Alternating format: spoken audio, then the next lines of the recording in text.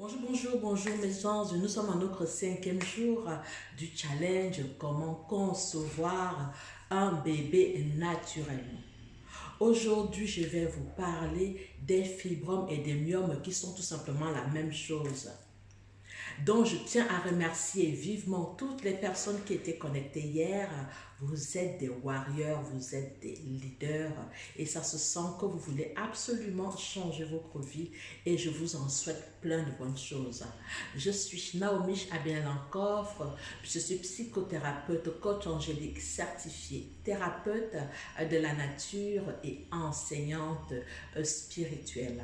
Je suis experte dans la guérison des blessures émotionnelles et la confiance en soi. Je suis experte dans l'accompagnement des couples infertiles. Pourquoi les fibromes et pourquoi les myomes? Parce que tout simplement, ce sont deux pathologies qui font en sorte que les femmes ont du mal à concevoir un bébé et donc du coup il faut souvent passer par pas mal de choses. J'ai oublié de vous dire aussi que je fabrique moi-même et je vends des tisanes pour le bien-être de l'utérus et la conception d'un enfant. D'accord? Et ces tisanes-là sont vraiment quelque chose qui vont vraiment venir en complément de l'accompagnement. C'est très drôle. Donc du coup, qu'est-ce que c'est exactement que les fibromes? Les fibromes utérins sont des tumeurs bénignes qui se développent dans l'utérus chez les femmes. Ils sont également connus sous le nom des myomes utérins ou fibromyalgie, d'accord? Les fibromes peuvent varier en taille de très petites modules à de grosses masses pouvant remplir toute la cavité utérine. Vous devez savoir souvent que la plupart sont des femmes qui ont des gros fibromes, on a l'impression qu'elles sont enceintes tellement le ventre est gros et elles en souffrent énormément. Et les myomes aussi, pareil. Donc, les fibromes utérins peuvent parfois affecter la fertilité en fonction de leur taille et de leur emplacement et du nombre de fibromes présents. Donc, les fibromes qui se trouvent à l'intérieur de la cavité utérine peuvent affecter véritablement l'implantation d'un ovule fécondé et rendre dans cette même occasion la conception difficile, ce qui fait en sorte que les fibromes vont comprimer les trompes de Fallope, d'accord, et aussi, il y a des fibromes qui se trouvent dans les parois de l'utérus et peuvent également aussi affecter la fertilité en perturbant le transport des spermatozoïdes pour rencontrer les ovules. Et donc, vous comprenez bien en fait qu'avec tout cela, il est complètement souvent impossible pour certaines femmes de concevoir. Mais vous devez savoir ceci. Beaucoup de femmes peuvent par contre tomber enceintes quand elles ont des fibromes et des myomes. Ça n'empêche pas la conception, d'accord? Donc, les traitements des fibromes utérins dépendent de la taille, du nombre, de l'emplacement des fibromes ou des myomes, d'accord? Ainsi que des symptômes associés. Si les trompes ne causent pas des symptômes et donc il est possible qu'un traitement tout simplement léger soit nécessaire. Si cependant les fibromes sont responsables de vraiment des saignements abondants, donc si vous avez des saignements abondants, des douleurs ou d'autres symptômes, tout simplement, sera important vraiment d'aller vraiment vite et de prendre des options, des traitements qui peuvent inclure la plupart du temps, souvent, la chirurgie. D'accord? Donc souvent, les médecins, qu'est-ce qu'ils vont faire? Ils vont vous donner des médicaments, des antalgiques pour calmer la douleur et souvent, ça ne suffit pas.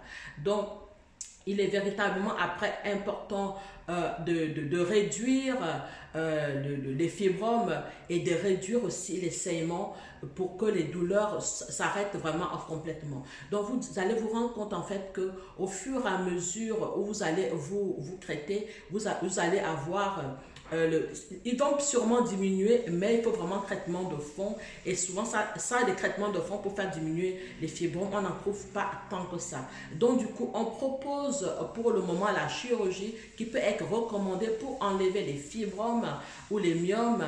Les options chirurgicales peuvent inclure l'ablation tout simplement de l'utérus. Et donc, du coup, et ça aussi, c'est quelque chose que, bien sûr, je ne peux pas vous conseiller. C'est parce que tout simplement pour faire l'ablation des fibromes en préservant ou en préservant aussi l'utérus. Et en fait, moi, en tant que professionnelle experte dans l'accompagnement des couples infertiles, moi, je vous conseille véritablement, si vous n'avez pas encore eu d'enfant, de ne pas vous opérer, de chercher quelque chose qui va faire en sorte de diminuer ou de faire disparaître vos fibromes pour que vous puissiez véritablement tomber enceinte et pouvoir mener la grossesse à terme. Et pour cela, il faudra un suivi pendant toute la grossesse pour qu'en fait l'œuf ne tombe pas, d'accord? Et pour éviter justement des fausses couches. Donc, il existe aussi, bien sûr, maintenant plusieurs plantes qui peuvent aider à réduire les fibromes utérins, mais il est important de noter que leur efficacité n'est pas prouvée scientifiquement.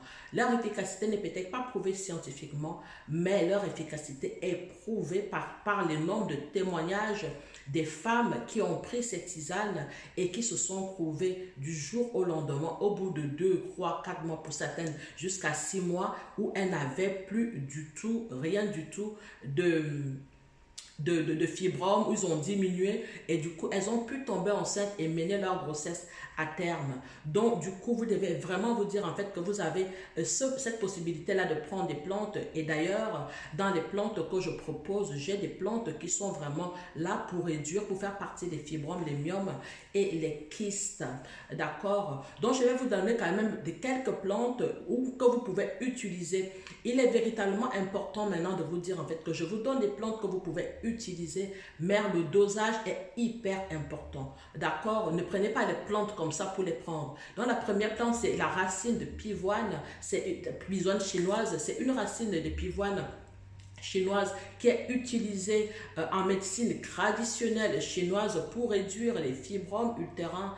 Elle est considérée comme un tonique pour les organes reproducteurs féminins et peut aider à réguler le cycle menstruel. Ce que vous devez savoir, c'est que si vous prenez aussi ça et que vous avez régulièrement des fausses couches, elle va permettre de tonifier vos utérus et va permettre en fait que la prochaine fois que vous serez enceinte, que vous ne puissiez plus faire des fausses couches. D'accord? Mais il faut consulter quelqu'un qui connaît les plantes et qui va bien vous doser cela.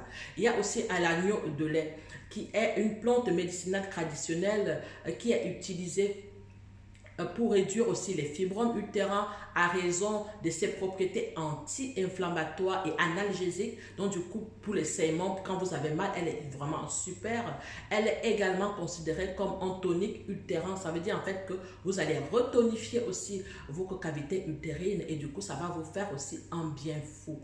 D'accord? En troisième plante, je vais vous conseiller aussi le chardon-marie qui est tout simplement, qui est souvent utilisé pour aider à équilibrer les hormones et peut aider à réduire la croissance des fibromes utérins. Je tiens à vous signaler ici aujourd'hui, c'est que moi, mes tisanes, je les fabrique avec des plantes de la pharmacopée africaine et des plantes de la pharmacopée européenne et chinoise. C'est pour ça que mes plantes ont une telle efficacité, parce que aussi je connais les dosages. Donc dans la cinquième plante que je vais vous conseiller, c'est la racine de curcuma, qui est un anti-inflammatoire naturel et qui peut aider à réduire l'inflammation associée aux fibromes utérins, qui aide, mais qui ne guérit pas, mais qui va vraiment aider l'inflammation pour que vous ne puissiez plus avoir des saignements et tout le reste, et ça va faire du bien.